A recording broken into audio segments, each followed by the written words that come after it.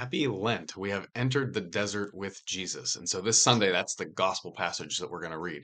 We're going to set aside reading through the Sermon on the Mount like we've been going through, and now we're entering into the Lenten season. And so the gospels are going to focus more on the Lenten themes.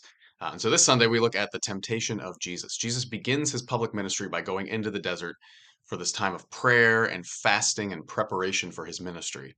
And this is when the devil enters in and tries to actually tempt Jesus to sin. Crazy concept. The devil's trying to get God to sin because God can't sin. But that's what's going on. And notice when the devil shows up, it's after Jesus has fasted for 40 days and he's hungry. Then the devil sneaks in. You're going to notice the same thing is going to happen to you as well. Ash Wednesday might be a little bit tough, right? Because it's the fasting and the abstaining from meat thing. That's you're going to want a cheeseburger more on Ash Wednesday than ever before, right? But the early days of Lent are the easiest part of Lent because it's new and there's something kind of exciting in not eating chocolate or not having snacks or not watching TV or whatever it is that you're doing.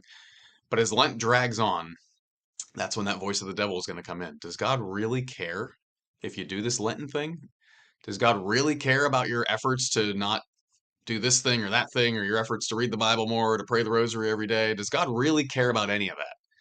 That's the voice of the devil coming into us. He's going to wait until we are supposedly weak, right? But remember, we're not in the desert alone. We're in the desert with the Lord, so we got to rely on him.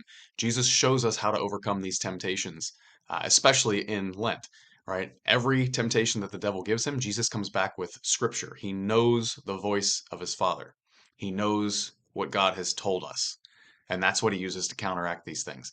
So this Lent is an opportunity for all of us, little ones, big ones, and everyone in between, to hold close to the voice of the Lord, to get to know His voice in our lives better, so that we can overcome these temptations, and so that we can stay close to Jesus, and He can show us the way to do this preparation. Because this isn't just we're not just preparing, we're not just going through this suffering because Jesus suffered for us. That's a part of it. We're not just going through this Lenten season to get ready to celebrate Easter. That is a big part of it.